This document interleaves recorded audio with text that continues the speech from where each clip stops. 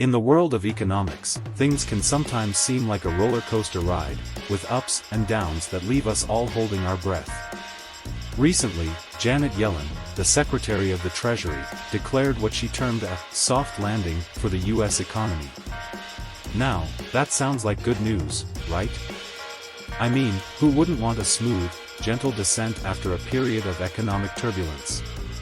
According to Yellen, the victory flag is flying high over the issue of inflation, and she's waving it proudly. She points to positive economic indicators, and indeed, there seems to be a buzz in the air.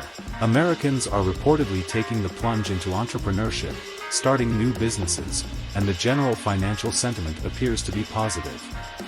One of the highlights of Yellen's declaration is the achievement of 23 consecutive months with unemployment under 4%. That's a feat not seen in 50 years. She attributes this success to the efforts of the American people and the policies of President Biden. Speaking of policies, Biden's administration has been busy investing in infrastructure, semiconductors, and clean energy. According to Yellen, this is the fuel that's keeping the economic engine running smoothly. And there's more good news. December 2023 job growth was reported at 216,000, beating expectations.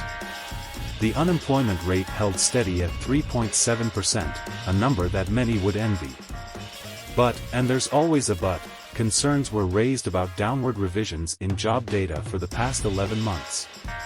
In simpler terms, the actual numbers might be worse than initially thought.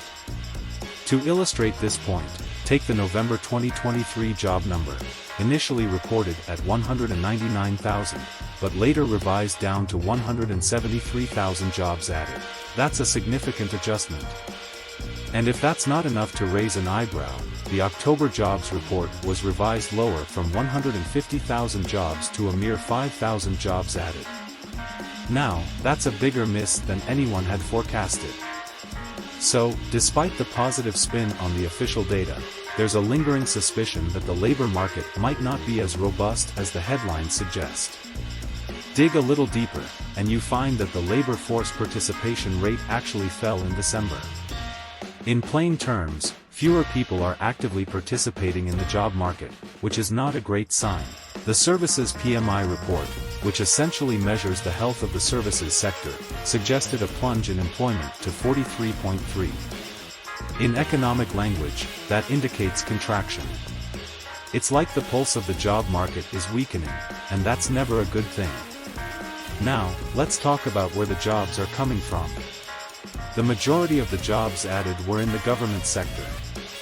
While that might sound positive, it raises concerns about the lack of growth in the private sector. Government jobs can provide stability, but sustainable economic growth typically comes from a thriving private sector. It's like having a well-balanced diet, you need a bit of everything for optimal health. And yes, earnings are mentioned to be rising, but hold on a second. When you adjust those earnings for inflation, they might not be as impressive as they sound. In fact, they are still lower compared to 2 and 3 years ago. It's like getting a pay raise, but when you factor in the rising cost of living, you realize you're not actually better off. Now, let's address Yellen's claim about American workers enjoying wage growth. Well, that might be a bit challenging to substantiate with the available datasets. Sure, there might be some increases in nominal wages, but when you consider inflation, the real purchasing power of those wages might not be growing as much as we'd hope. In a nutshell, while there's certainly a positive narrative being spun about the state of the U.S. economy, there are underlying concerns that can't be ignored.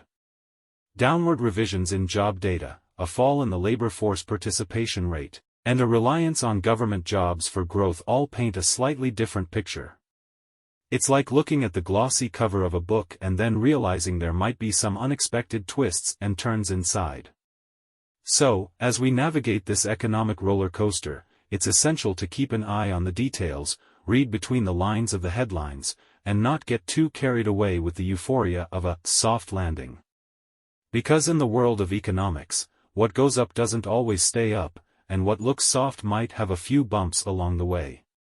Please go ahead liking, subscribing, and sharing with friends to support our content.